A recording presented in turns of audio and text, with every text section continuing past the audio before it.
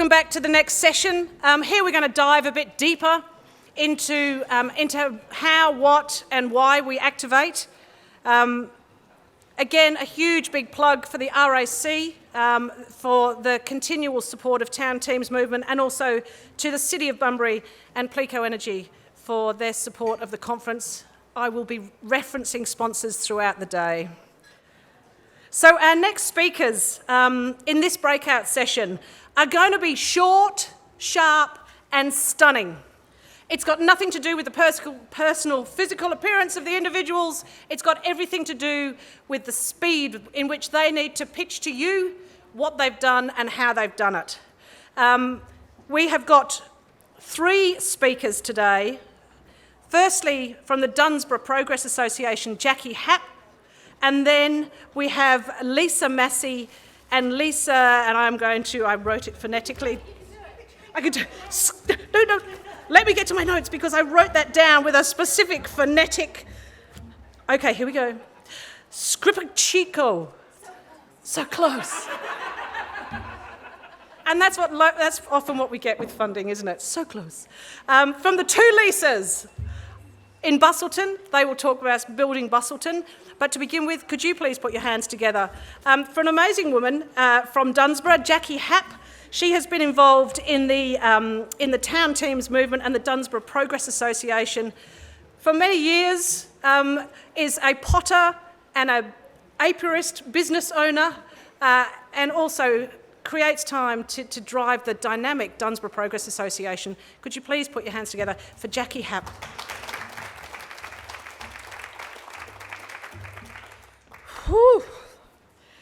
First of all, I'd like to acknowledge the traditional owners of the land, the Wadandi people, the saltwater people.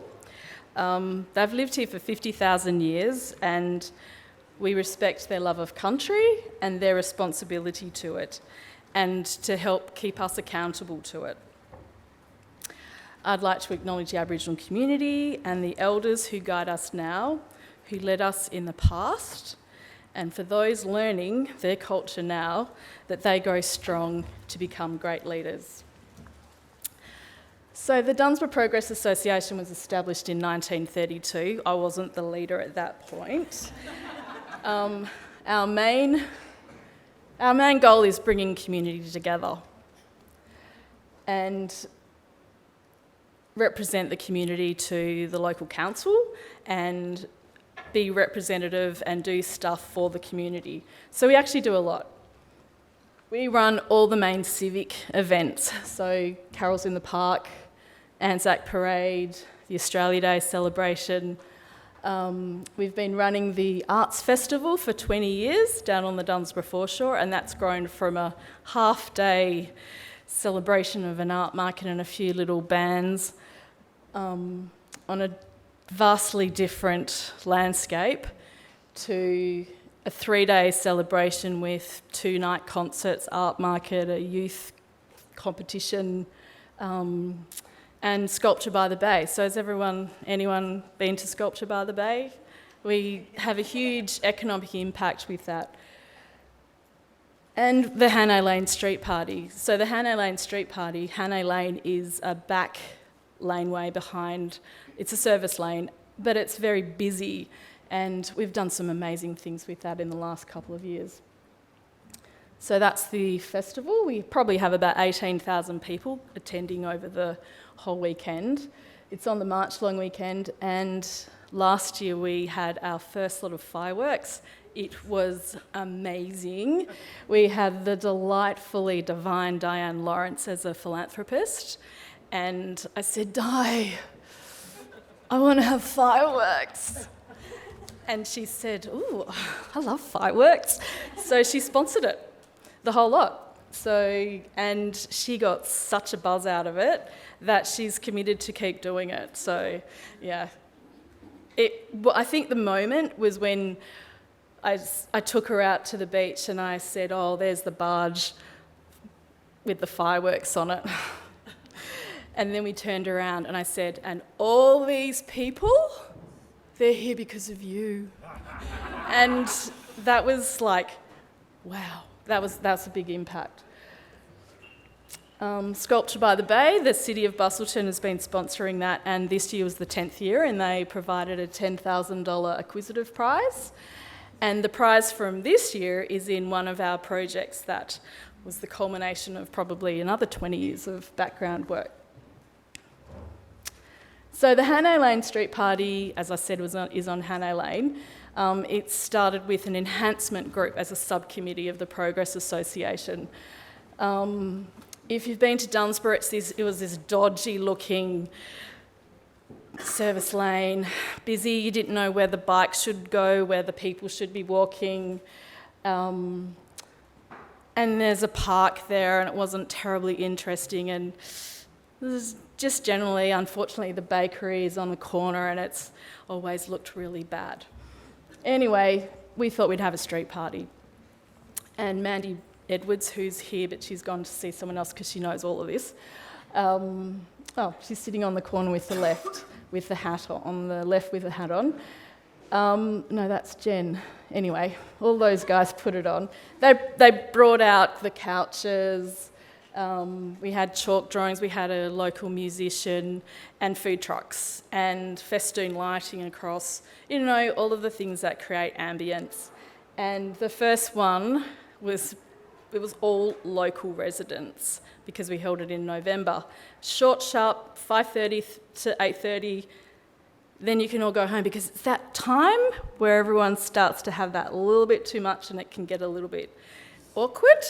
So packed all up, put all of the couches onto the side of the road, and the city came along the next day and took them all to the tip. So it's a good way to get rid of your couch. We had to find a sea container to store them the second year because people said, I've got a couch. So we've had about 3 of those, and 3 or 4. But last year we sort of went, it's just a little bit too hard because we weren't sure if it was on or off. And quite honestly, Dunsborough's been so busy, everyone's just exhausted. So the carols in the park, that's on rain, hail or shine almost. So the year before last, it was raining. And I knew the Lions Club had bought 200 sausages. And it was like, are you on? Are you going to do it? And I went, I don't know. And then 5:30 came along and the sun was shining. It looked like the rain wasn't going to come. And I put on that, because everyone's going, is it on, is it on? Put it on Facebook. And it was like about 500 people appeared out of nowhere, and they sold all the sausages, and it was a really great night. So there's a couple of volunteers. We have a nativity. That's always... It's crazy. I always wanted it to be respectful and, quiet and listen to the story. But the kids don't listen to the story. They're just there for the carols in between. So it's chaos. It's good. Anzac Day, we've been lucky enough to put it on. Australia Day, it's one of those awkward things. We're still thinking about that. But the urban design project's probably what most people are going to be interested in. So we've painted our town a lot. There's a lot of little nooks and crannies with different bits of artwork, and that's mostly been done with just getting the permission from the business owner, getting grants, and just doing it. We haven't necessarily consulted with people about what they want. This one here, Sam Allen, that was probably the first one we did was at the Dunsborough playing fields. It turns out it was illegal, so it's actually graffiti. We didn't have permission from the city. I thought we did, but we didn't. But anyway, that's okay. So this one was about 2015. We got a grant from the city. We make the business owner put in a little bit of money, so they've got a little bit of ownership over it. And then a couple of years later, we had another huge grant from the Friends of the Southwest, I think it was, and we did another maybe 10 artworks between Busselton and Dunsborough. So Sam Isaacs is in Busselton. Oh gosh. Okay, there's urban design. So Dildrit Maya, that's an Aboriginal play space. So I'm talking about that at another session coming up. But we went from having this park off Hannay Lane to this award-winning nature play space, which is so busy all the time. We've got it's been handed over to the city, so it's 2 years old. The second year, it's 18 months old. We handed it over to the city, they maintain it, but every Monday or whenever a volunteer will go in, zhuzh it up a little bit, which is it's amazing. And we also auspiced the Yelling Up Telstra substation. You can see what it was and what it is. Did a bit of consultation with the residents, and they said we wanted something that reflects history and nostalgia, and we got a really good interpretation on that. But the Telstra block, that's the 20-year project. We had a councillor, John McCallum, who worked for Telstra, got onto council, and for years he's just going, we've got to do something. And it all came together in the last year.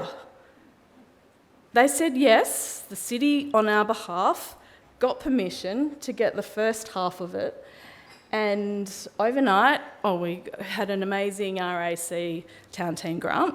I think it was $8,000. Yay! And they prepared the ground. We worked with the city on the concept. The RAC volunteers came down and with the yellow, I call them the Oompa Loompas, they came and planted and one day, and then they put the mulch out the second day, so that was excellent.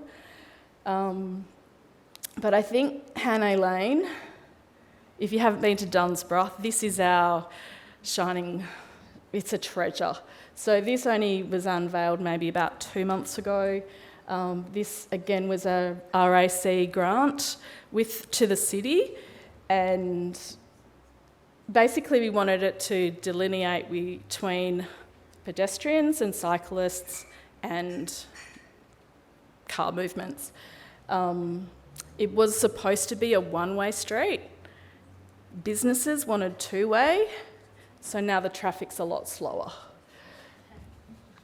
The delivery people were not that happy about it, but anyway, most of the pedestrians are pretty happy. It definitely caused controversy. Some people don't like the artwork. We had our AGM recently, and I knew there was someone who didn't like the artwork potentially turning up. And luckily, a lady came up to me quite close to that and said, I've got this amazing story for you. I was walking along Hannay Lane and I saw these 3 young boys with skateboards skating on the lane, and they stopped just on the corner there and they looked down, and one of them said, I love what they've done here. And that's what it's all about. These kids, you can't argue with children admiring, actually stopping to have a look at something that you've done. So in terms of all the people who don't like things, you just got to do it, and you're never going to please everyone. But as long as you've got some people backing you, and we wouldn't have got this far if we didn't have the support of a lot of quiet people, and you just got to remember that. So I think in terms of bringing our community together, all of the things that we do, it's the outcome generally does that. So yeah, that's all I've got to say.